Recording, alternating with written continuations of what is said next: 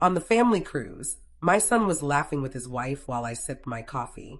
A waitress slipped me a folded note. Call 911. I didn't panic. At 65, you learn that panic only makes things worse. My hand trembled a little, but I managed to slip the note quietly into my purse before anyone noticed. I lifted the coffee cup to my lips, forcing a calm I did not feel. The steam burned against my face, as if warning me that the air around me was no longer safe. My son, Daniel, was across the table, his laughter echoing louder than the waves that lapped against the ship. His wife, Allison, touched his arm lovingly, whispering something in his ear. Their world seemed untouched by the shadow that had just crept into mine. I looked at the waitress again, but she had already disappeared into the crowd of tourists shuffling across the deck. I sat still, waiting. And then, 20 minutes later, the sound of hurried footsteps broke the rhythm of the evening music. 2 security guards, their faces stern, marched pale, trembling people through the dining hall. All eyes turned to them. Guests stopped eating mid-bite. The people being dragged looked like they had seen ghosts. Their skin was clammy, their lips trembling. The guards didn't stop until they reached the captain's office. The heavy door closed behind them with a sound that felt final, like the snap of a lock sealing secrets away. I stared at my purse. My heart thudded, so loud I was sure everyone could hear it. What did I just walk into? Who were those people? And why me? Hello everyone, welcome to today's video. Let me know where you are watching from. You don't know, you might be lucky to get a shout out on our next video. Don't forget to like and subscribe to this channel if you like stories like this. Let me take you back to where it all began. Because this story isn't just about a note on a cruise ship. It's about betrayal that cuts so deep it scars your soul. Heartbreak that almost broke me in half, and the revenge I never thought I would be brave enough to take. I was born and raised in Ohio, and I lived most of my life there. I married young, worked hard, raised my family the best I could. My husband, Michael, passed away when I was 56, and the hole he left behind nearly swallowed me. He had been my partner, my shield, and without him, I felt exposed to the cruelty of the world. But I had Daniel, my only son. Daniel was supposed to be my comfort, my pride. A mother gives her child everything, her time, her love, her youth, and in return, she hopes for kindness. That's all I ever wanted, a little kindness. Instead, I got the opposite. When Michael passed, the house felt empty. I thought Daniel would come around more often, maybe check in on me. Instead, I noticed he grew distant. At first, I excused it. He had his own life, his career in finance. His wife, Allison, who always looked at me like I was an extra piece of furniture in her perfectly curated home. Still, I tried to make myself useful. I baked pies for them. I knitted blankets for the grandkids I dreamed of having. I showed up at their house with groceries when I knew Daniel was working late. But slowly, the doors stopped opening for me. My calls went unanswered. My voicemails grew longer, begging for just a word, a sign that I still mattered. And then came the betrayal. Michael's will had left everything to me, of course. We worked hard for that house, for our savings. But I trusted Daniel. I trusted him with my heart and my life. So when he came to me, eyes soft, voice gentle, saying he needed access to some of the funds to help with investments, I agreed. He promised it would grow, that he was looking out for me. But that was a lie. One afternoon, a letter came in the mail. It wasn't from Daniel. It was from the bank. It showed withdrawals I had never made. Large sums. My stomach dropped. I called Daniel right away, but he didn't answer. Hours later, I received a text. Just one line. It's my inheritance anyway, Mom. Don't be dramatic. Inheritance. He used that word as if I were already dead. My hand shook so badly I dropped the phone. I sat there in the living room, the same room where I had rocked him as a baby, where Michael and I had celebrated birthdays and anniversaries, and I cried until I could hardly breathe. I thought betrayal from a stranger was bad, but betrayal from your own blood? It's a wound that never really heals. I wanted to confront him face to face, but Allison intercepted me. She called me one evening, her voice sugar-coated poison. Linda, she said, maybe it's time you let Daniel manage things. You're not young anymore. You don't want the stress. I could hear the smirk in her voice. She wasn't suggesting, she was demanding. I hung up without a word, but my silence only gave them more power. Days turned into weeks, and the isolation grew heavier. That's when the cruise idea came up. It wasn't mine, of course. Daniel suggested it. A family trip, Mom. A chance to relax. At first, I wanted to say no. I didn't want to spend days trapped with them. But then something inside me whispered, go. Sometimes, revenge hides in patience. So I went. I packed my suitcase, tucked away my broken heart, and boarded that ship with a smile that didn't reach my eyes. The first days were almost pleasant. The sea was calm, the sky painted with colors you couldn't find in a box of crayons. Other families laughed and danced, while I sat quietly, observing. Daniel seemed happier than ever with Allison at his side. They were a perfect picture of young love, while I felt like an outsider, tolerated but not wanted. And then came that moment. The coffee, the waitress, the note. When I tucked it into my purse, I had no idea what storm was about to break. I only knew one thing. Someone thought I could help. That note was a thread, and once I pulled it, everything began to unravel. As the ship rocked gently beneath us and the captain's office swallowed those trembling faces, I realized this trip was not about relaxation at all. It was about secrets, some that weren't mine and some that were. And the funny thing about secrets? They always find a way to the surface. Just as I thought the night would settle, the captain's voice echoed over the intercom. Ladies and gentlemen, please remain calm. We are conducting an urgent security matter. All passengers are to stay in their designated areas. The dining hall erupted into whispers. Panic buzzed through the air like electricity before a storm. Daniel looked at me then, his smile gone, his eyes narrowing as if he suspected I knew something he didn't. And maybe I did, because in my purse lay a note that might hold the key to everything. The captain's voice still echoed in the air, heavy and commanding. Ladies and gentlemen, please remain calm. We are conducting an urgent security matter. All passengers are to stay in their designated areas. The dining hall buzzed like a beehive disturbed.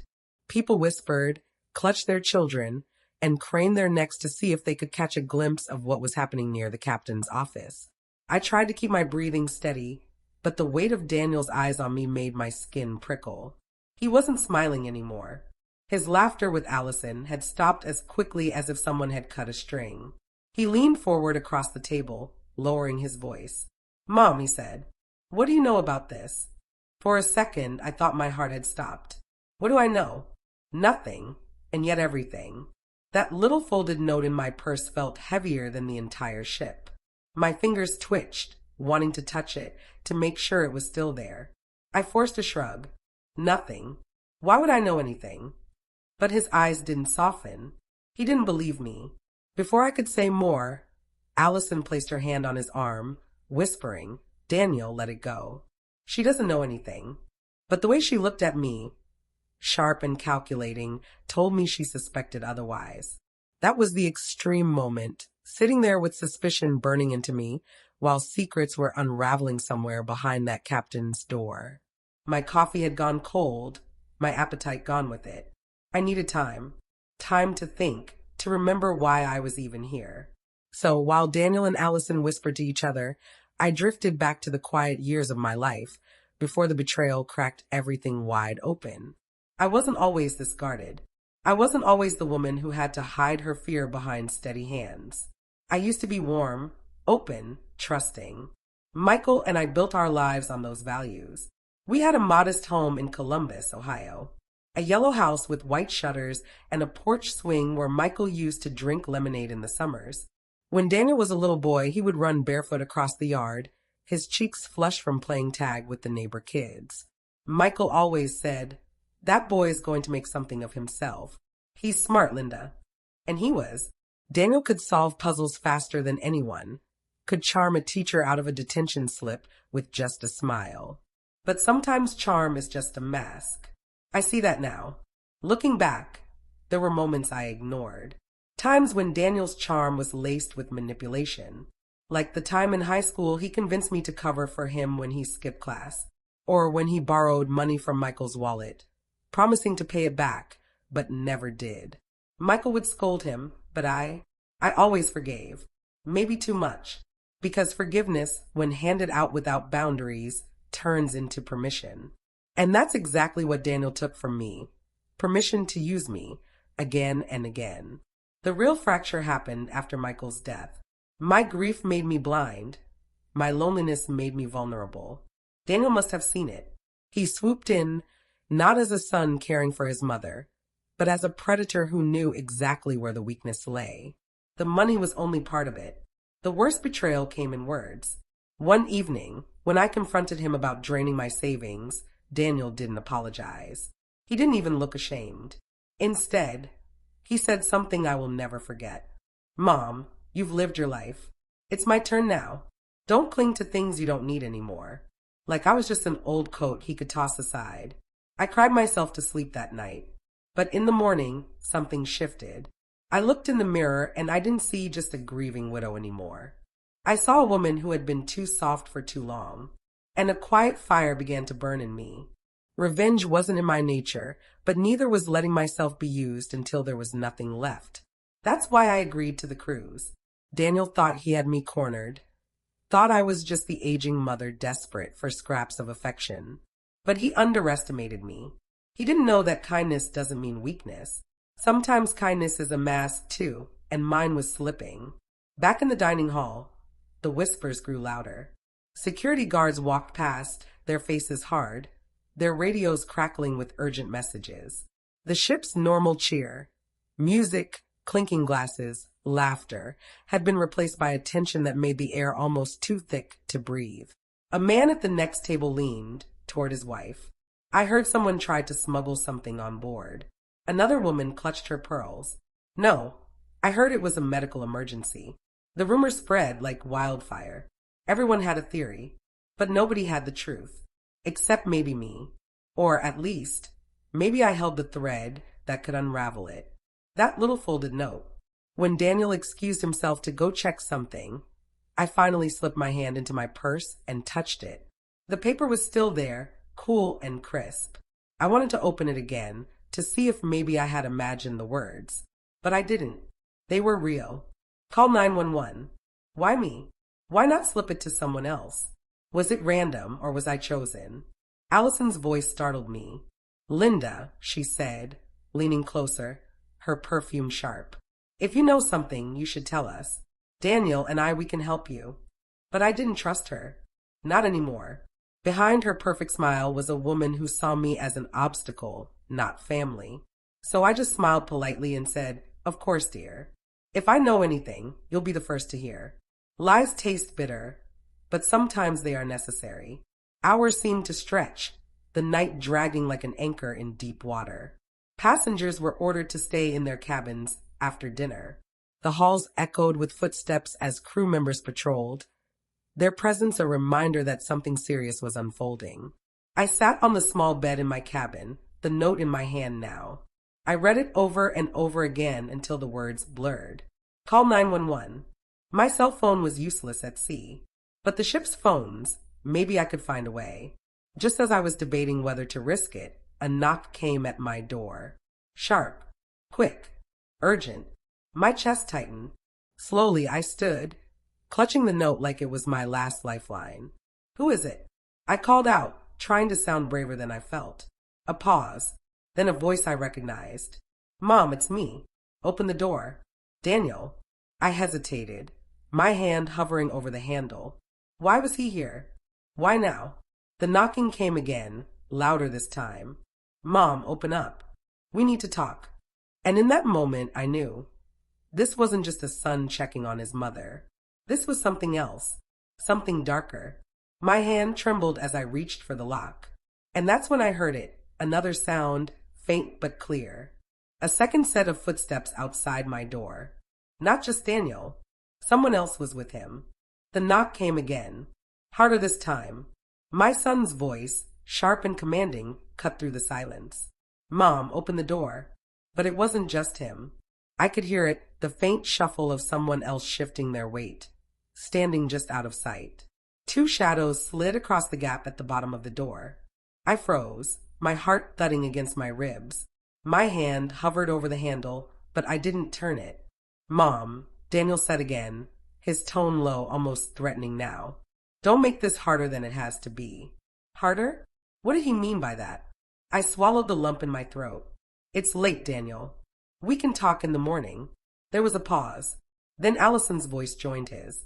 She must have been the second set of footsteps. "Linda," she said sweetly, though I could hear the steel underneath, "we know you were acting strange at dinner. Just let us in. We only want to help." Help. That word. Always twisted when it came from her mouth.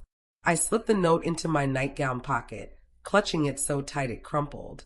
"Call 911. The waitress hadn't given it to me by mistake. And now, standing here with my son and his wife at my door, I wondered if maybe they knew more about this than I did. I stayed quiet.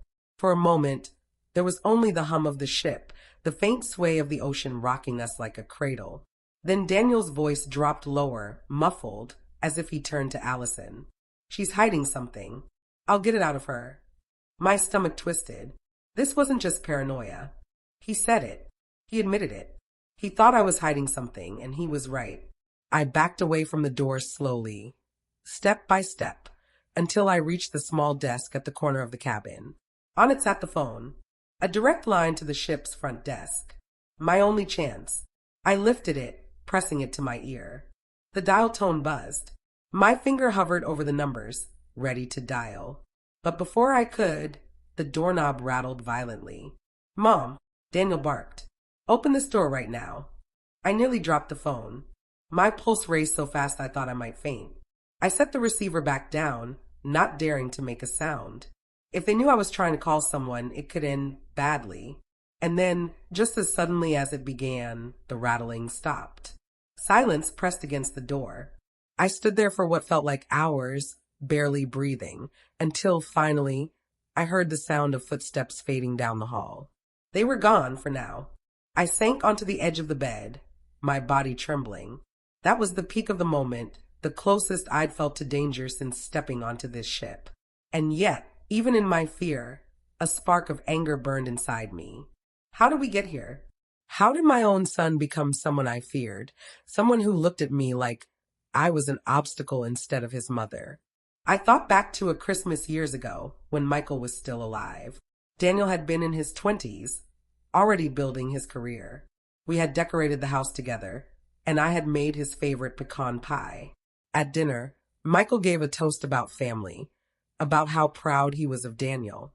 I remember Daniel raising his glass and smiling, but his eyes weren't on me. They were on Michael, always on Michael. My husband was the one he respected, the one he wanted approval from. Me, I was just the background noise, the one who made sure everything ran smoothly, but never got credit. And when Michael passed, that thin thread holding us together snapped. Without Michael to look up to, Daniel seemed to have no use for me. Still, I tried. I tried to be part of his life. I tried to support him and Allison.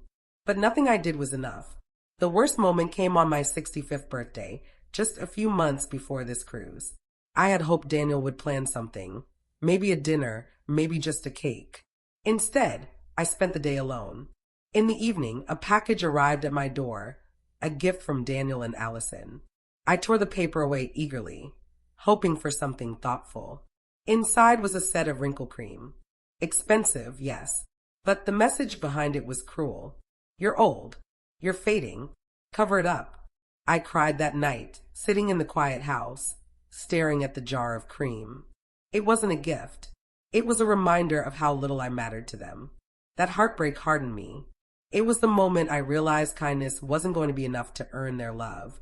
They didn't want my love. They wanted what I had. My money, my time, my silence.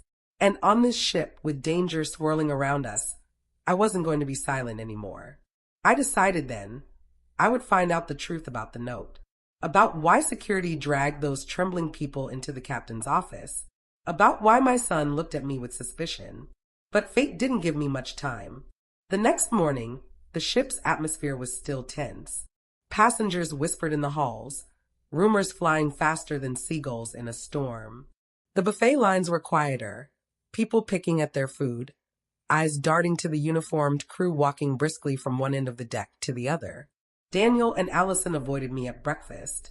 They sat at another table, talking in hushed voices, occasionally glancing my way. It hurt, but it also confirmed what I already knew. They didn't see me as family anymore. They saw me as a problem. I sipped my orange juice slowly, trying to steady myself. That's when I spotted her, the waitress from last night, the one who had slipped me the note. She was across the dining hall, balancing a tray of coffee cups, her expression blank as she served a table of tourists. But when her eyes flicked to mine, just for a second, I saw it, the fear. And then she looked away quickly. I had to talk to her.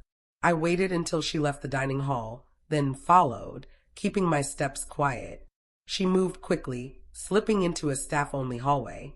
I hesitated, then pushed through the swinging door after her. The hallway was narrow, lined with storage closets and crew cabins. I turned a corner, and there she was leaning against the wall, waiting. "You got my note," she whispered. I nodded, my throat dry. "Yes. What's going on?" Before she could answer, heavy footsteps echoed down the hall. She froze, her eyes wide with terror. "Not here," she hissed. "They'll hear us." "Who?" I whispered back, but she shook her head violently. And then, suddenly, a shadow appeared at the end of the hall. It wasn't a crew member. It wasn't a tourist. It was Daniel. He stood there, arms crossed, his expression cold. Behind him, Allison appeared, her smile sharp as a blade. "Well, well," Daniel said, his voice dripping with suspicion. "Looks like Mom's making friends where she shouldn't." The waitress paled, her hands trembling so badly she almost dropped her tray. I felt my stomach drop, because in that moment I realized something horrifying. This wasn't just a family vacation. Daniel and Allison were tangled in whatever secret the ship was hiding. And now they knew I was too. Daniel's voice filled the narrow crew hallway, each word hitting me like a slap. "Well, well," he said, his lips curling into something that wasn't quite a smile. "Mom's making friends where she shouldn't." Allison stepped up beside him, arms folded, her eyes cold and glittering. "This explains a lot," she murmured. "The way you acted at dinner, the way you've been sneaking around." The waitress, her name tag read Marissa, stiffened beside me. She clutched her tray to her chest like a shield, her knuckles white. I began, but Daniel cut me off. "Don't." His voice was sharp, slicing through the air. "Don't play innocent with me, Mom. Not this time." That word, innocent, hung between us, like he already believed I was guilty of something. My heart pounded so loud I was sure they could hear it echoing in the tight corridor. The walls seemed to close in, the air thick with tension. Marissa glanced at me, her lips parting as if she wanted to say something. But then she froze, as though every word could be her last. "Daniel," I said, forcing my voice steady. "I was just asking her about the menu, that's all." He let out a humorless laugh. "The menu? Really? You think I'm that stupid?" His eyes were sharp, filled with suspicion, but also something darker. It wasn't just curiosity. It was control. The same look I'd seen when he manipulated me into giving him money, when he twisted every situation, so I ended up the one apologizing. Allison stepped closer, her perfume filling the narrow space. She looked me up and down like I was dirt tracked onto her pristine white rug. "Linda," she said smoothly, "if you know something, if someone gave you something, you need to hand it over. It's not safe for you to be involved." Her words sounded caring, but I knew better. Behind her polished smile was the same cruel edge I'd seen when she gave me wrinkle cream for my birthday, when she spoke to me like I was a burden instead of family. Marissa shifted nervously, her eyes darting between us. She began, but Allison's glare cut her off instantly. That was the moment I realized I had to protect her. Whoever Marissa was, whatever she knew, she was afraid. And fear doesn't come from nowhere. So I straightened my shoulders and met Daniel's eyes. "You're imagining things. Nobody gave me anything. If you don't believe me, search me." It was a dangerous bluff. The folded note still rested in the pocket of my nightgown back in my cabin. If they had followed me earlier, if they had caught me in my room, they might have found it. Daniel studied me for a long moment, his jaw tight. Then he scoffed. Forget it. Just stay out of places you don't belong.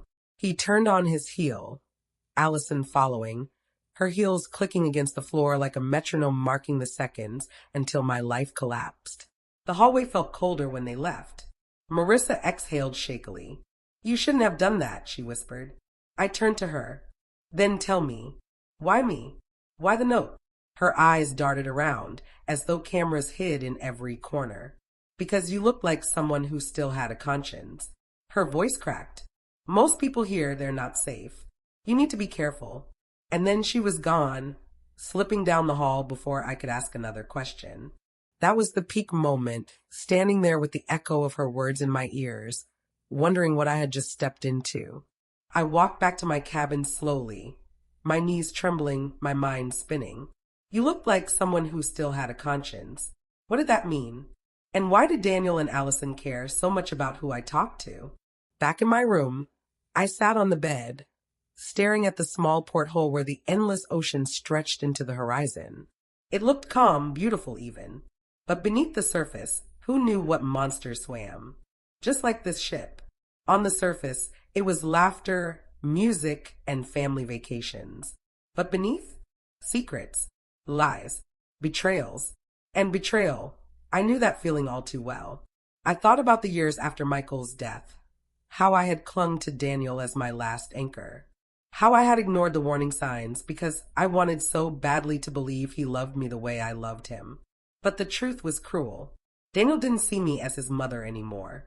He saw me as an obstacle to money, as a problem to control. And Allison, she never saw me as family to begin with. The worst memory rose up uninvited. A year ago, at Thanksgiving, I had made a full dinner. Turkey, stuffing, pumpkin pie, everything Michael used to love. I had set the table with the good china, lit the candles, even put out flowers. I wanted it to feel like the old days, like family. Daniel and Allison showed up late. They sat at the table, but Daniel scrolled through his phone the entire time. Allison complained about the food being too heavy. And then, in the middle of dinner, Daniel looked at me and said, Mom, maybe you should sell the house. Move into a retirement community. You don't need all that space. I laughed nervously, thinking he was joking. But he wasn't.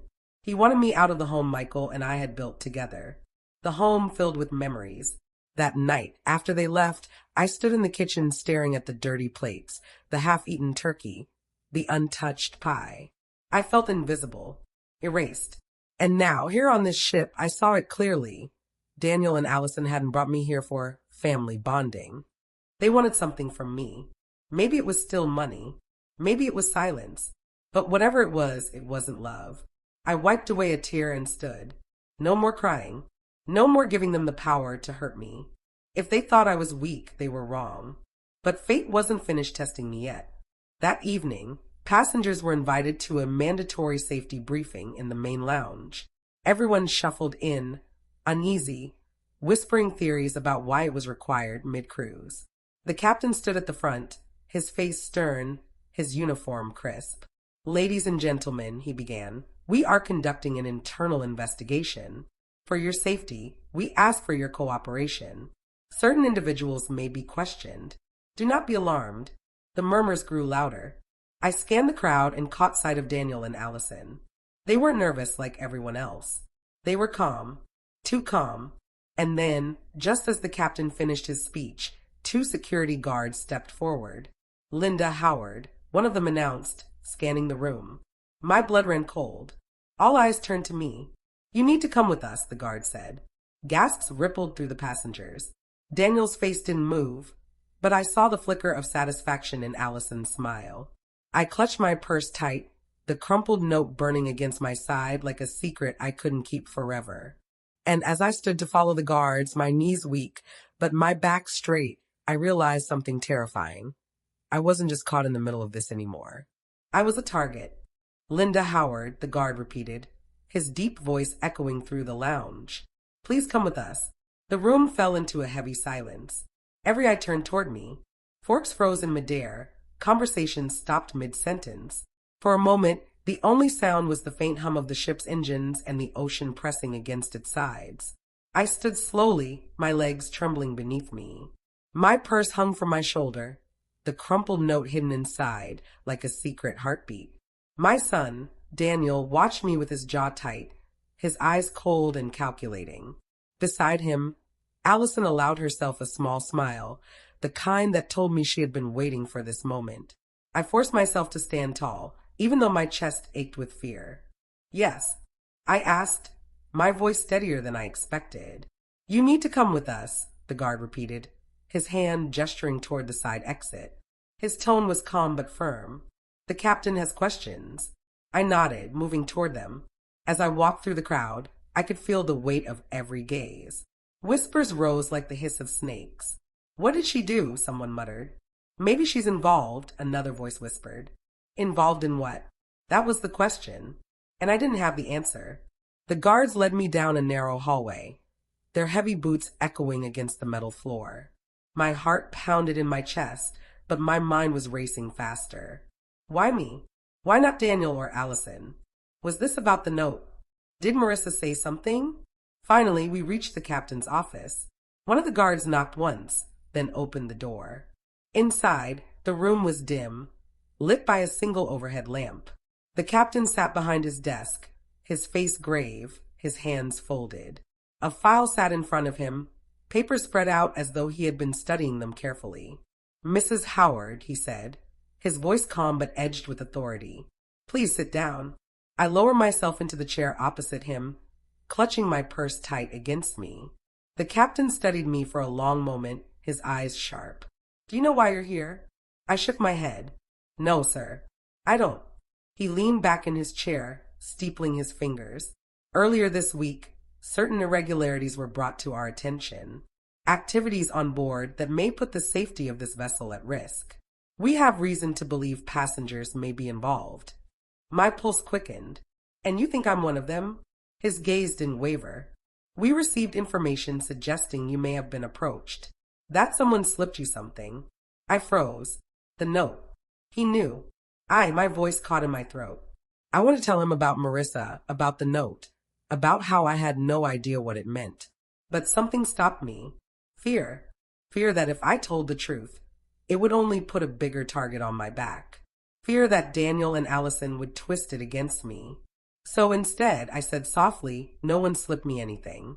The captain's eyes narrowed slightly, as though he could see straight through me. But before he could press further, the door burst open. Daniel stormed in, Allison at his heels. Captain, he said quickly, is my mother in some kind of trouble? She's been confused lately, saying strange things. I think she's under a lot of stress. The way he said it, calm, concerned, polished, it was like watching a stranger wear my son's face. He wasn't protecting me. He was painting me as unstable, unreliable. My stomach twisted. This was betrayal in its purest form. The captain frowned. Mr. Howard, this is not your concern. But Daniel didn't back down. She's my mother. If she's being questioned, I deserve to know why. I clenched my fists in my lap, forcing myself to stay quiet. Every word he spoke dug the knife in deeper. He was laying the groundwork, preparing the captain to see me not as a credible witness, but as a confused old woman whose words couldn't be trusted. Allison placed a gentle hand on Daniel's arm, her voice dripping with false kindness. Captain, forgive us. We just worry about her. She's fragile. Fragile. That word burned in my chest. I was 65, yes. But fragile? No. I had buried a husband, raised a son, worked my whole life. I wasn't fragile. I was strong. Stronger than they ever gave me credit for. But in that moment, sitting there in front of the captain, with Daniel and Allison weaving their poisonous web, I felt small. The captain cleared his throat. That will be all, Mr. Howard. Please wait outside.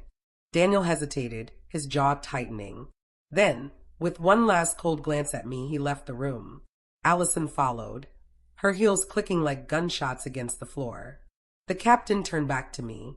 Mrs. Howard, he said quietly, I don't know what's going on between you and your family, but I suggest you be very careful. If you know something, now is the time to speak. I wanted to. Oh, how I wanted to spill everything. But I couldn't, not yet. Not without knowing who I could trust. So I said nothing. The captain studied me for a long moment, then finally sighed. Very well. You may return to your cabin, but please be cautious. And if you receive anything else, come to me directly. I nodded, standing on shaky legs. As the guards escorted me back down the hall, I felt hollow. Betrayal had always been a slow ache in my chest. But now, with Daniel actively working against me, it burned like fire. Back in my cabin, I locked the door and collapsed onto the bed. I pulled the note from my purse, staring at the words again. Call 911. It wasn't just a warning. It was a plea. Someone on this ship needed help. And I was the only one who had been trusted with the message. But why me? Out of hundreds of passengers, why me? I lay awake that night, tossing and turning, replaying the captain's words. Irregularities, activities on board, passengers involved. What if Daniel and Allison weren't just greedy? What if they were part of something much bigger? The thought chilled me. By morning, I was exhausted. I stepped out onto the deck for fresh air, the sea stretching endlessly around us. The sun was rising, painting the waves gold. For a moment, it almost felt peaceful. Then I heard it. A scream. It came from the upper deck. High-pitched, panicked. People rushed toward the railings, pointing. I pushed my way through the crowd, my heart racing. And then I saw it. Floating in the water below, struggling against the waves, was Marissa, the waitress. Her arms flailed desperately, her face pale with terror. She fell, someone shouted. No, another voice cried. She was pushed. My stomach dropped. The one person who might have told me the truth was now fighting for her life in the ocean. Man overboard. The cry ripped through the air, sharp as thunder. Alarms blared across the deck, a high-pitched wail that made my blood run cold. Crew members rushed to the railings, throwing out orange life rings that bobbed uselessly in the waves. I gripped the railing so tightly my knuckles turned white. My eyes locked on Marissa as she thrashed in the water, her arms growing weaker with each desperate stroke. The ocean swallowed her cries, the waves slamming against her like fists. Somebody do something. I shouted, my voice raw with panic. A crewman sprinted past me, barking orders into his radio. The ship slowed, shuddering as the engines reversed. A rescue boat was being lowered into the water, the ropes squealing under the strain. But I knew. I knew by the way her movements were slowing, by the way her head kept dipping beneath the surface. She didn't have much time. And then, just as the rescue boat hit the waves, her arms slipped under. Her head followed, and she was gone. Gasps rippled through the crowd. People clung to each other, whispering in horror. No, no, no, I whispered, my heart breaking. She was the only person who had reached out to me, the only one who had trusted me, and now she was gone. But as I turned, I caught sight of Daniel and Allison standing at the edge of the crowd. They weren't horrified. They weren't even surprised. Daniel's arm was draped casually over Allison's shoulders, his mouth curved in the faintest hint of a smile. And in that moment, something inside me hardened. They knew. I didn't have proof, not yet. But I knew in my gut. Marissa hadn't just fallen. She had been silenced. The captain's voice boomed over the intercom. Ladies and gentlemen, please return to your cabins immediately. We will update you as soon as possible. The crowd dispersed slowly, murmuring in shock. I stayed where I was, staring at the waves where Marissa had disappeared. Back in my cabin, I locked the door and sank into the chair by the window. My hand shook as I pulled the note from my purse again. Call 911. Her last message, a plea that had led her to the water. I wanted to pick up the phone right then and call. But how? We were in the middle of the ocean. Even if I could connect, what would I say? That a waitress had slipped me a note and then conveniently fell overboard? Who would believe me? Especially after Daniel's performance in the captain's office. I pressed the note to my chest, tears stinging my eyes. I'll find out what happened to you, I whispered. I swear it. A knock at the door startled me. I froze, clutching the note. Mom? It's Daniel. His voice was smooth, calm. Too calm. I didn't answer. The knock came again, louder this time. Mom, open up. We need to talk. Still, I stayed silent. Finally, after a long pause, his voice softened. Fine. But remember, you don't want to make enemies on this ship. not with people watching. My blood ran cold. His footsteps faded down the hall, but the message lingered like a shadow in the room. I barely slept that night.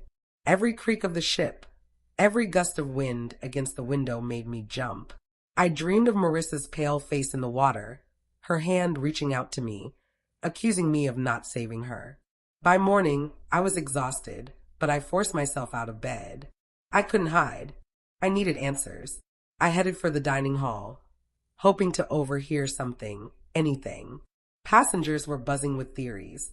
Some swore it was an accident. Others whispered about foul play.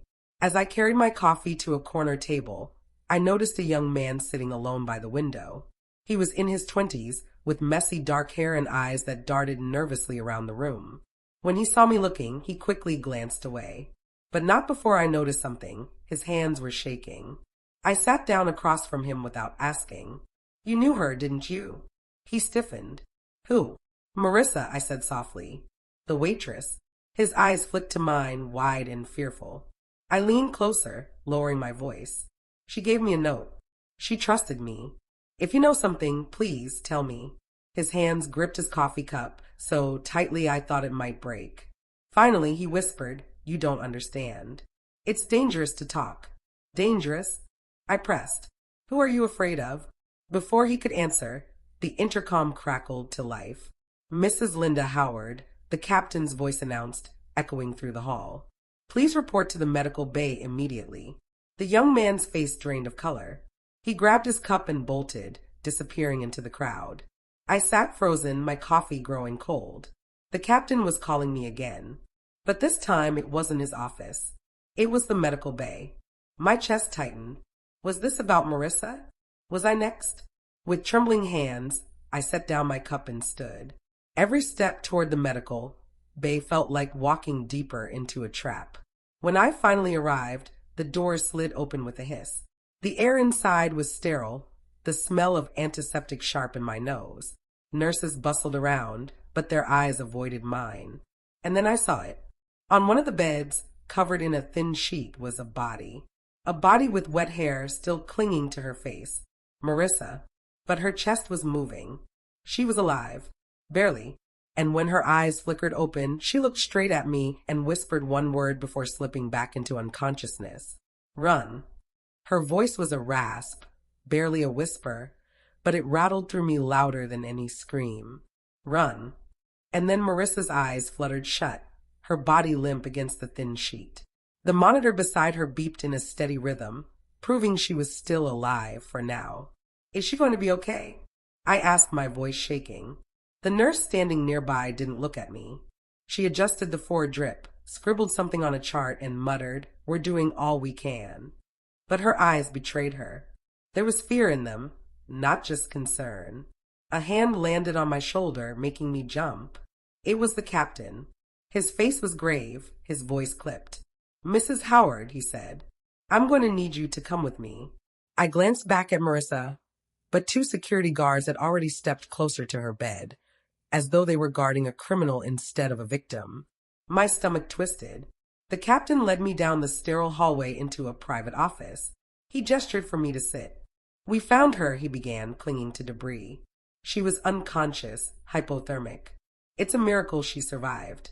I folded my hands in my lap to hide the trembling. "And the fall? What happened?"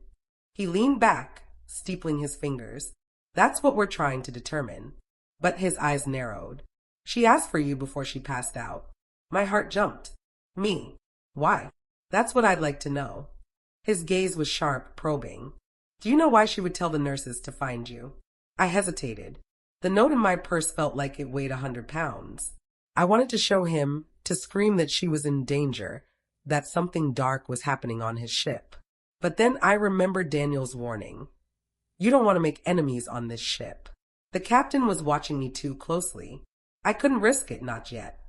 I don't know," I said finally, forcing my voice steady. Maybe because I was kind to her. "We spoke yesterday." His eyes lingered on me, as though he could sense the lie beneath my words. Finally, he nodded slowly. "Very well. But I suggest you be careful who you spend time with, Mrs. Howard. Some people on this ship are not who they seem." The words lingered with me long after he dismissed me. Back in my cabin, I locked the door and sat on the bed, pulling the folded note from my purse once again. Call 911. What had she been caught up in? And why involve me, a grandmother from Ohio who only wanted peace on a family trip? I thought of Daniel, of Allison's smug little smile, of the way they had stood so calm, so untouched, as Marissa disappeared beneath the waves. The pieces didn't fit yet, but my gut screamed they were tangled in this mess. That night, sleep wouldn't come. Every sound made me jump. I kept hearing Marissa's weak voice in my head, echoing like a warning bell. Run. By morning, my eyes burned from exhaustion. I forced myself to the dining hall, needing coffee to stay upright. As I carried my mug to a quiet table, I noticed him again, the young man I'd spoken to the day before, the one who had been too scared to talk. He sat in the far corner, alone, his hood pulled low over his face. This time I didn't wait. I walked straight to him and sat down. You ran yesterday, I said. His hand tightened around his cup. I told you, it's dangerous to talk. She's alive, I whispered. Marissa. She told me to run. If you know anything, you need to tell me now. He froze, his eyes darting around the room as though expecting someone to be watching. Then, leaning forward, he hissed, You don't get it. This ship isn't safe. People disappear here. My pulse pounded. Disappear. He swallowed hard, his voice dropping even lower. She found something. Something she wasn't supposed to. That's why they... He broke off suddenly, his eyes fixed on something over my shoulder. I turned just in time to see Daniel walking toward us, his expression calm but his eyes cold as steel. The young man bolted up, leaving his coffee behind. I can't, he muttered, before disappearing into the crowd once more. Daniel slid into the seat across from me, his smile thin and sharp. You've been busy, Mom. I tried to keep my face neutral, but my heart was racing. Just having coffee. He leaned closer, his voice low enough for only me to hear. Careful who you talk to. People might start thinking you're involved. Involved in what? I asked, forcing my voice steady. His smile widened, but his eyes were merciless. That's the thing about secrets, Mom. The wrong ones can get you killed. He stood, smoothing his shirt like he hadn't just threatened his own mother, and walked away. My hand shook so badly I nearly spilled my coffee. I wanted to scream after him, demand answers, but fear held me back.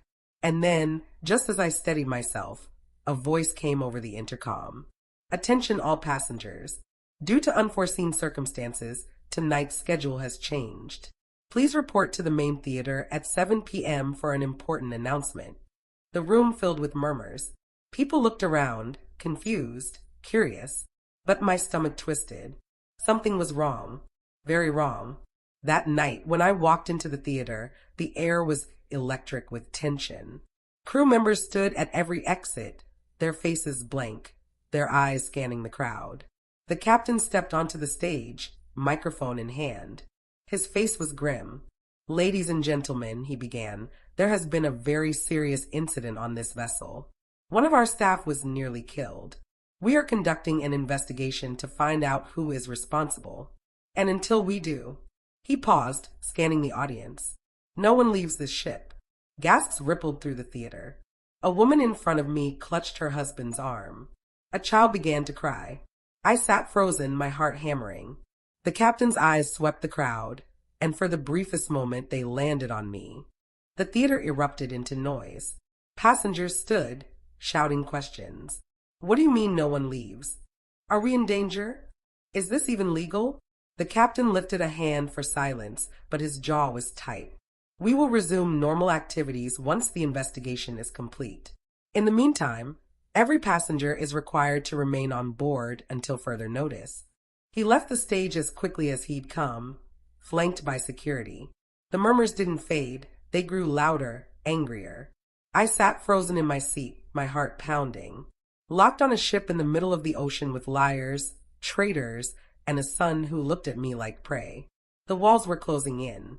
I left the theater slowly, blending with the restless crowd. My hand shook as I clutched my purse close, the note still tucked deep inside. Call 911.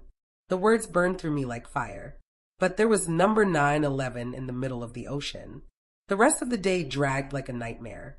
Crew members stood in pairs at every hallway corner, scanning faces, whispering into radios. Doors that had always been open were now locked. Even the pool deck was roped off. Children cried. People argued with staff. A dull fear hung in the air like heavy smoke. In my cabin, I sat on the bed and tried to breathe. For the first time in years, I longed for my little kitchen back in Ohio, the smell of cinnamon coffee, the creak of my rocking chair. But that world felt a million miles away. Instead, I thought of Marissa, her trembling hand, her whispered word, run. What did she know? What had she stumbled onto? And why had she trusted me of all people? I didn't have answers, only suspicions that gnawed at me like rats in the dark. A knock startled me so hard I nearly dropped my coffee. Housekeeping, a cheerful voice called. I opened the door cautiously, relief washing over me when I saw only a smiling young woman with a cart. She handed me fresh towels, but just as she turned to leave, she pressed something small into my palm. I looked down. It was a folded scrap of paper. By the time I looked up, she was already pushing her cart down the hall, her smile gone, her back stiff. My pulse raced as I closed the door and opened the note. Tonight, midnight, deck 4. Don't tell anyone. The handwriting was rushed, shaky, but it was signed with a single initial. M. Marissa. Hope flickered in me like a weak candle. She was alive. She wanted to meet. But was it real? Or a trap? I spent the next hours pacing my room, arguing with myself. It could be bait. Daniel could have found her and forced her to write it. Maybe it wasn't even her at all. And yet, if it was truly from her, then this was my only chance. By midnight, the ship was eerily silent. The hallways were dim, the usual music and chatter gone. My heart hammered as I crept down toward deck 4, each step heavier than the last. The air was cold and damp, the metal walls humming with the heartbeat of the ship. I followed the narrow hallway until I reached the place she'd written. At first, it looked empty. Then, from the shadows, a figure stepped forward. Thin, weak, a bandage around her head. Marissa, I whispered, relief flooding through me. She nodded, her face pale in the dim light. I don't have long, she rasped. They'll be looking for me. I hurried to her side, steadying her trembling frame. What's happening? Why me? Why give me the note? Her eyes darted nervously down the hallway. Because they don't watch you. They think you're harmless, but you're not. You're the only one I can trust. My chest tightened. Trust me with what? Her lips parted, but before she could speak, heavy footsteps echoed from the far end of the hall. Her eyes widened with terror. They found me. The footsteps grew louder, heavier, echoing like drums in the hollow corridor. Marissa's grip on my arm was ice cold. Hide me, she begged, her whisper sharp and panicked. There was nowhere, just steel walls and the humming ship's engines vibrating through the floor. My mind raced. Then I spotted a service door slightly ajar, probably left open by crew. Without thinking, I pulled her inside. The room was tiny, filled with mops, buckets, and the sour smell of bleach. We pressed ourselves against the wall, holding our breath. The footsteps stopped. I could hear them just outside the door. The scrape of boots on the floor, the click of a radio. A man's voice muttered something I couldn't make out. Marissa's trembling was so violent I thought the sound alone would give us away. I held her hand tight, silently begging her to stay still. Seconds stretched like hours. Then, slowly, the footsteps receded down the hall. We didn't move. Finally, Marissa let out a shaky breath. They're everywhere, she whispered. I can't keep running. I squeezed her hand. Tell me what's going on. I deserve the truth. Her pale eyes met mine, full of pain. You're right. You do. She swallowed hard. But you need to understand, once you know, there's no going back. You'll be in as much danger as I am. I thought of my son's cold smile at dinner, of my daughter-in-law whispering behind closed doors, of the captain's tight jaw in the theater. I thought of the way my suitcase had once been shoved out onto a porch, as if my existence was disposable. I straightened my shoulders. I've been in danger my whole life, Marissa. Tell me anyway. She closed her eyes for a moment, then leaned closer. There's money on this ship. Not casino money. Not vacation savings. Real money. Millions. Smuggled. I blinked, stunned. Smuggled. Yes, she hissed. They're moving it under fake manifests, hidden in shipments. And your son. The door rattled. We both froze. A sharp knock made the mop handles clatter against the wall. Housekeeping, a voice called. But it wasn't cheerful this time. It was cold. Flat. Marissa's fingers dug into my wrist. It's them, she mouthed. My pulse roared in my ears. Whoever stood outside, that door wasn't bringing fresh towels. Another knock. Louder. Then a pause. Then the sound of keys jingling. They were unlocking the door. I looked at Marissa, her eyes wild, her lips forming silent words. Run when I say. The key slid into the lock. The knob turned. The door creaked open. And suddenly, the light snapped on, flooding the tiny room.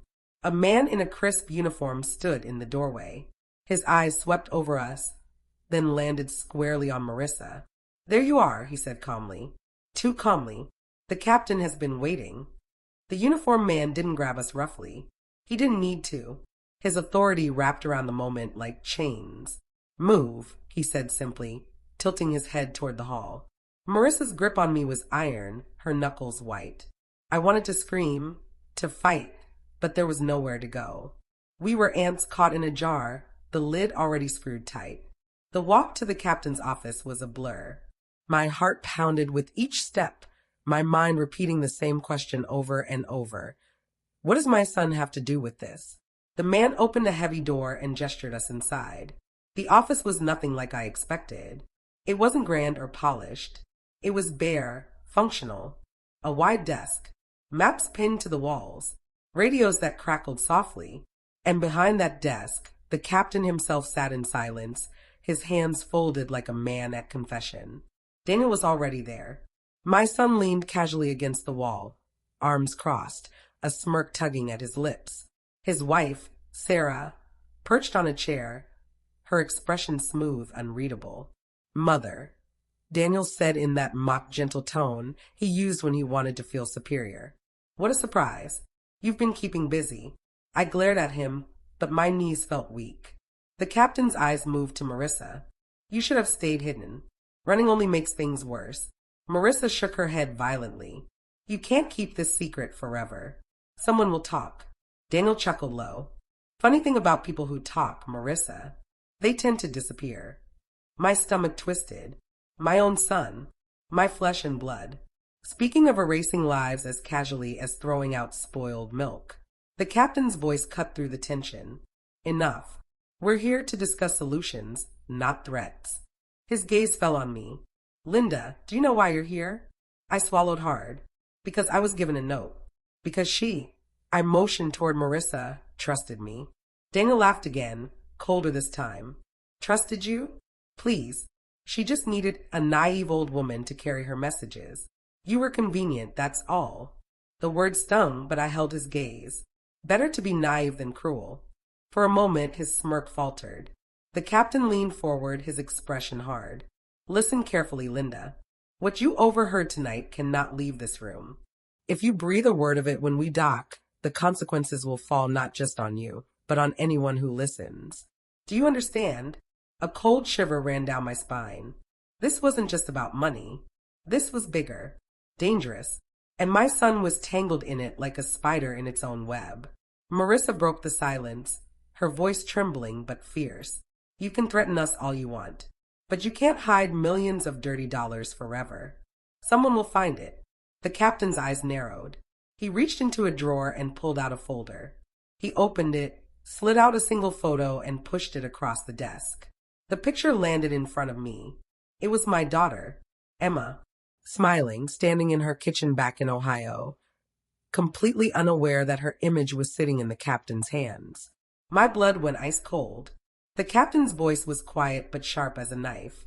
We know where your family lives, Linda. Remember that when you decide who to trust. The room spun around me. My son's smirk. Marissa's pale terror. The captain's calm threat. I wanted to scream, but the sound stuck in my throat. And then, without warning, the radios on the desk crackled violently. Security breach on deck 6, a voice barked. Repeat, Breach on deck 6. Lockdown compromised. The captain shot up from his chair, his calm mask finally cracking. Daniel swore under his breath. Sarah's eyes darted toward the door, and Marissa leaned close, whispering one single word to me before chaos erupted. Run. The radio screamed, alarms blaring low and urgent through the captain's office. Red lights flickered in the hallway beyond the open door, painting the walls in pulsing streaks of blood. Marissa didn't wait. She yanked my hand and bolted. Stop them, Daniel roared, his voice sharp and furious. I didn't look back. I didn't dare. My heart hammered in my chest as we flew down the corridor, the ship groaning beneath us like a restless beast. Crew members shouted over radios, boots thundered on metal floors, and somewhere far below, a siren wailed. What's happening? I gasped, struggling to keep up. Somebody else made a move, Marissa panted. I told you this was bigger than us. We darted around a corner, nearly colliding with a young officer. His eyes widened in surprise. Before he could speak, Marissa shoved a heavy fire extinguisher off the wall. It crashed to the floor, startling him long enough for us to push past. We kept running until the corridor split in two directions, one path glowing red from the alarm lights, the other dim and silent. This way, Marissa whispered, dragging me into the dark. The silence was suffocating, broken only by the thud of my pulse in my ears. We slipped into a narrow stairwell, climbing down as fast as my 65-year-old knees could manage. The metal steps rattled under our feet, echoing deep into the ship's belly.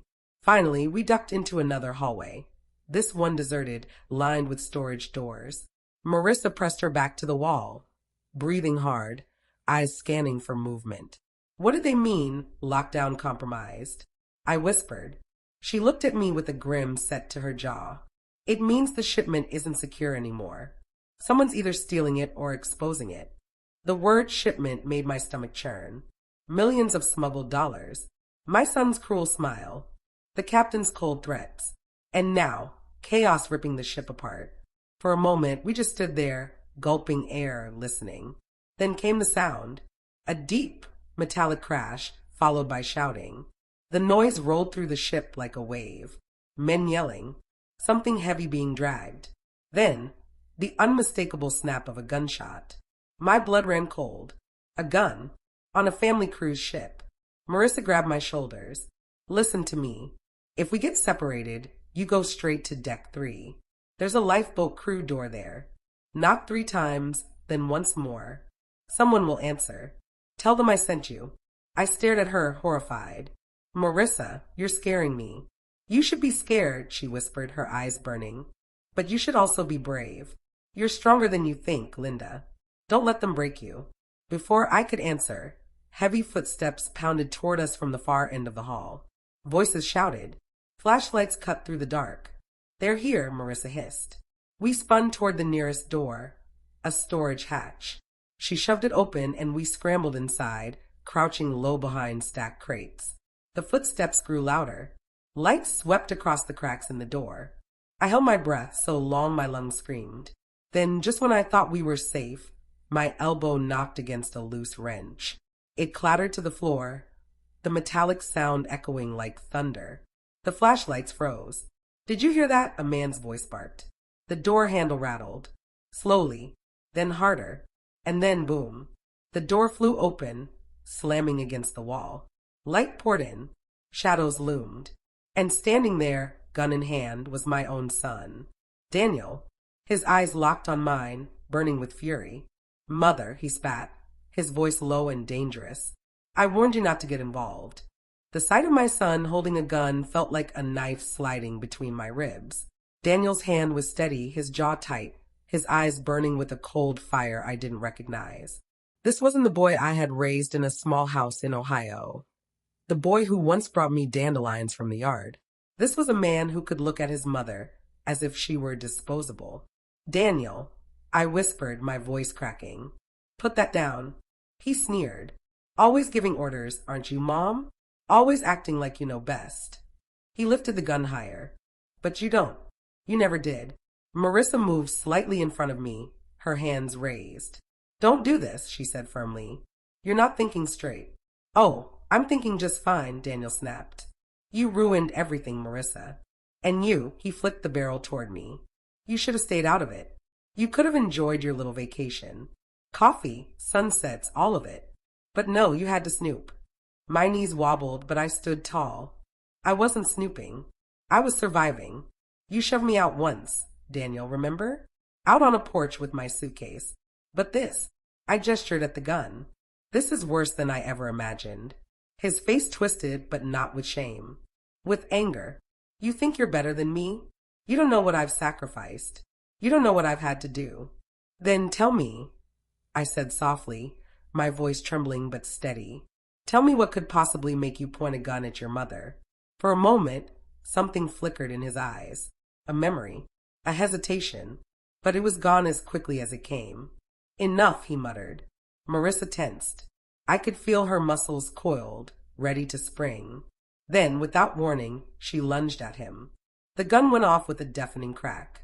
The shot echoed through the small room, bouncing off the walls. I screamed, dropping to the floor. Marissa wrestled with Daniel, the gun clattering against the crates. I crawled toward it, my fingers shaking as they closed around cold steel. My heart was pounding so loud I could barely hear. Linda, don't. Marissa shouted, struggling against Daniel's strength. He shoved her hard, sending her crashing into the wall. She slumped, dazed, blood trickling from her forehead. Daniel turned back to me, his eyes blazing. Give it here, Mom. I gripped the gun with both hands, holding it out the way I had seen in movies. My arms trembled, but I didn't lower it. Don't make me, I whispered. His lip curled. You couldn't pull that trigger if your life depended on it. And maybe he was right. Maybe I wasn't that strong.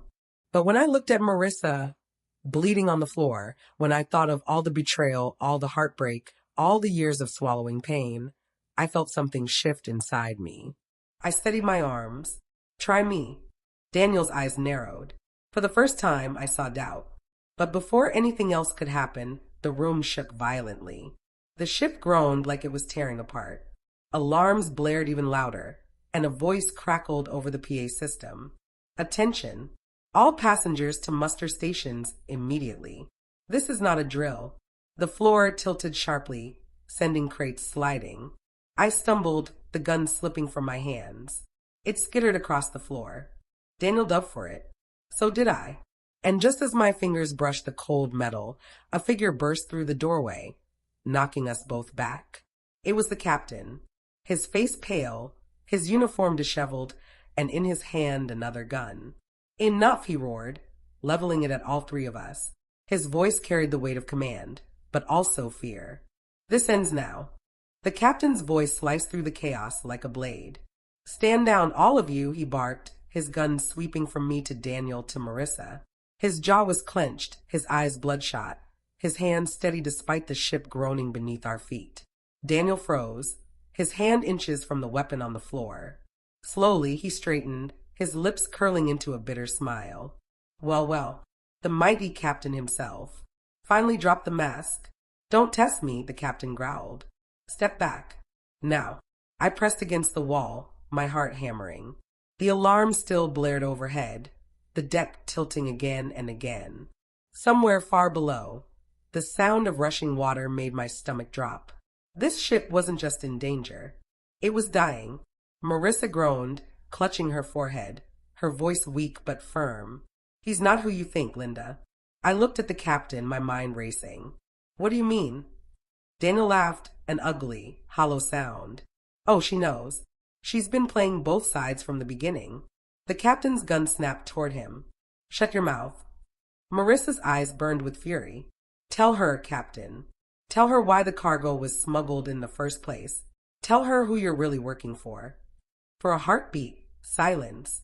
The ship groaned again, the floor trembling. My fingers dug into the metal wall for balance.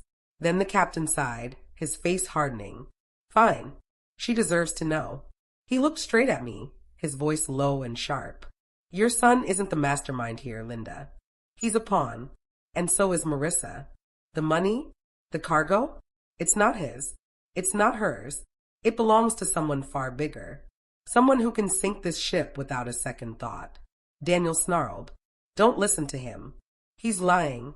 But my stomach twisted. There was a ring of truth in the captain's words. Who? I whispered. Who would do this? The captain didn't blink. The same people who've been buying politicians, moving drugs, laundering billions. The same people who decided your son was useful. He turned the gun back to Daniel. But you got greedy, didn't you? You tried to cut them out. And now they're here to clean up the mess. Daniel's face went pale. For the first time, I saw fear. Marissa's voice cracked. That's why the waitress warned you, Linda. That's why they've been watching you from the start. You weren't supposed to know, but once you did, they marked you too. My knees nearly buckled. My own family had dragged me into a storm I couldn't escape. But before I could even process it, the entire room lurched violently. Crates toppled like dominoes. A spray of freezing water burst through a crack in the bulkhead. The captain swore, his gun wavering. The lower decks are flooding. Daniel seized his chance. He lunged, knocking the captain's arm aside. The gun fired, the shot deafening, ricocheting off metal. I screamed, diving for cover as chaos erupted again. Marissa crawled toward me, her eyes wild. Linda, we have to get out. Now. But Daniel wasn't finished. He snatched the captain's gun, his face twisted in desperation. Nobody's leaving until I get what's mine. He pointed the weapon at me. I froze, every muscle locking in terror. But before he could fire, the door slammed open once more. Two men in black uniforms stormed in, their faces hidden, their weapons raised. Not crew staff, not security, something darker. And the way Daniel's face drained of color told me exactly what I didn't want to know. These were the people the captain had warned about. The real owners of the cargo. And they were here for blood. The masked men moved like shadows. No hesitation, no wasted steps. Within seconds, the captain was disarmed, Daniel was shoved to his knees, and Marissa and I were yanked against the wall. Quiet. One of them snapped, his voice muffled through the black mask. His gun swept the room like an extension of his arm. Daniel's arrogance crumbled. He lifted trembling hands, his eyes darting desperately between them. Wait, please. I can fix this. I can get the money back. I can. The man closest to him struck him across the face with the butt of his rifle. Daniel collapsed, blood splattering the floor. Useless, the man muttered. The other masked figure turned his attention to me. His eyes, cold and unreadable behind the slits of his mask, locked onto mine. You're the mother. The word sent a chill through me. I don't know anything. I'm not part of this. He tilted his head, studying me like I was an insect pinned under glass. And yet, you keep turning up. Notes in theaters. Locked rooms. Always in the way. He raised his gun slowly, deliberately. Maybe we removed the problem. Marissa cried out. No. She's not involved. She's innocent. The man ignored her. His finger tightened on the trigger. The captain surged forward, his voice sharp. She's valuable. Insurance. You'll need her alive. For a moment, silence. Then the gun lowered a fraction. The man laughed under his mask, a low, cruel sound. You're right. She'll come with us. Leverage. He nodded toward Daniel, who was groaning on the floor, clutching his split lip. As for him, the bosses want an example. No, I screamed, but my voice was drowned by the next moment. The second man raised his weapon and fired. The sound tore through the room, louder than the alarms, sharper than the cracking metal of the ship's hull. Daniel slumped sideways, his eyes wide, shock frozen on his face. My son, my flesh and blood, gone in an instant. A sob wrenched out of me, raw and jagged. I wanted to look away, but I couldn't. The boy I had raised, the man who had betrayed me, lay still on the steel floor, blood pooling beneath him. The masked man's voice was flat. That's what happens to traitors. The captain gritted his teeth, his fists clenched so hard his knuckles whitened. Marissa clung to me, her whole body shaking. And I felt my grief twist into something darker, hotter. My heart burned with a fury that almost drowned out the fear. Daniel had betrayed me. He had mocked me. He had dragged me into his web of lies. But he was still my son. and watching him die like garbage on the floor lit a fire in me I didn't know I still carried. The ship tilted again, water spraying through widening cracks in the bulkhead. The masked men barked orders, forcing us toward the door. Move. Now. They herded us into the corridor, the alarms blaring, red lights flashing. Smoke curled from vents, the smell of burning metal filling the air. We stumbled toward the stairwell, the deck groaning beneath our feet. I glanced back once, just once, at the body left behind. The last thing I saw was Daniel's face, pale and empty, disappearing in the haze of smoke. When we reached the stairwell, the lead masked man pressed his gun to my back. Up, to the deck. The captain's jaw clenched. What are you planning? The man's voice was ice. Evacuation. But not for everyone. Marissa's grip on my hand tightened. Her whisper barely carried above the alarms. They're not letting us off alive. And she was right. I could feel it. With every step up the trembling stairwell, with every groan of the ship's breaking spine, one truth burned through my grief and fear. If I didn't find a way out, if I didn't fight back, we were all going to die here. And as we neared the open deck, the roar of the storm outside swallowing the last of the ship's screams, I made myself a silent promise. I would not go down quietly. Not this time. Not ever again. The deck exploded into chaos the moment the stairwell doors flew open. Wind howled like a living thing, tearing at our clothes and hair. Rain lashed sideways, stinging my face like needles. The ocean, black and endless, rose in towering walls of water that slammed against the ship's hull with bone-shaking force. The cruise liner was dying. Steel screamed under pressure, lights flickered. Lifeboats dangled half loose from their ropes. Passengers huddled in corners, crying, praying, clutching one another. Crew scrambled in panic, trying to organize order where none was possible. And above it all, the masked men drove us forward with guns and shouts, their figures stark against the lightning that split the sky. Move, one barked, shoving the captain so hard he stumbled. Marissa clung to me, drenched and trembling. I could barely hear her voice over the storm. They'll kill us before we get off. I believed her. The way they moved, the way their eyes never wavered. These weren't men interested in rescue. They wanted escape, and we were pawns. The captain raised his voice against the wind. This isn't evacuation. This is hijacking. The leader turned on him, pressing the gun barrel to his chest. And you're going to make sure the getaway boat doesn't leave without us. The captain didn't flinch.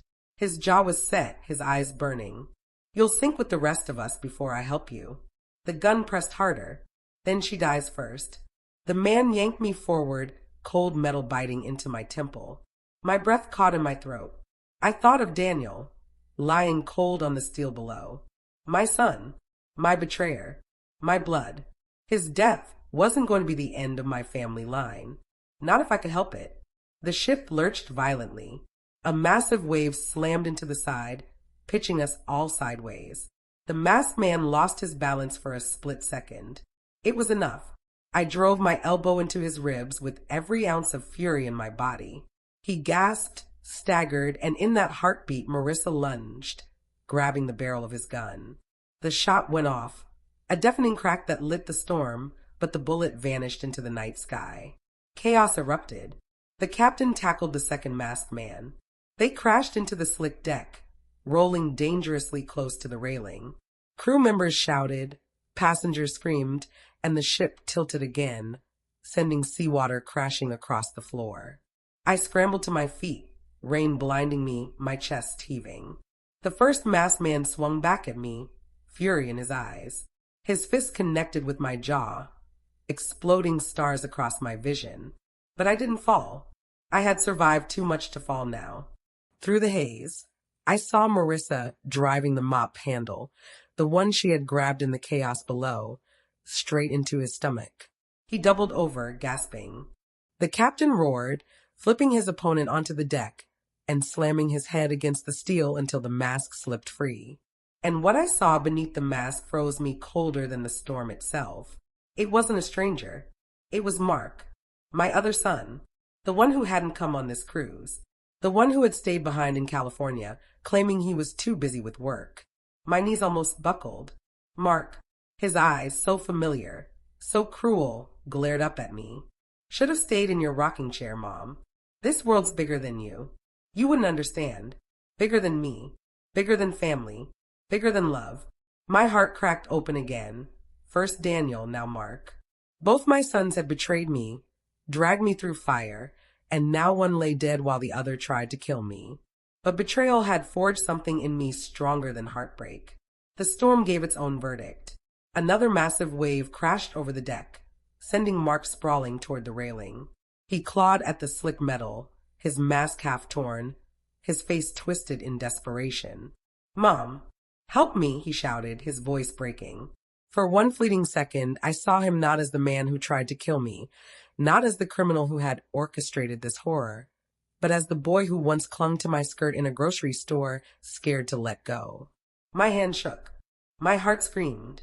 But I remembered Daniel's lifeless eyes. And I remembered the note slipped into my purse. Call 911. Sometimes saving one life meant ending another. I stepped back. Mark's scream was swallowed by the wind as a final wave tore him from the ship, his body vanishing into the furious sea. Silence followed in my chest, even as the storm raged on. The captain dragged himself upright, bruised and bleeding. Marissa collapsed against me, sobbing. The remaining masked man lay unconscious, bound quickly by crew who had finally surged forward to fight. The ship groaned, but it was stabilizing. Lifeboats were lowered. Passengers scrambled aboard. Order, fragile and desperate, began to return. Hours later, as dawn broke gray and trembling over the horizon, I sat in a lifeboat with Marissa, wrapped in a blanket. The captain sat across from us, silent, his eyes hollow from the night's battle. Behind us, the once proud cruise ship burned and sank into the sea. 2 sons, both lost, one to bullets, one to waves.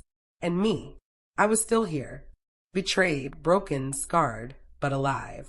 And as the Coast Guard ship loomed closer, as Marissa gripped my hand like it was the only thing keeping her afloat, I knew one truth more than any other. Kindness and empathy may make you vulnerable. They may open you to betrayal, but they are also what make you human.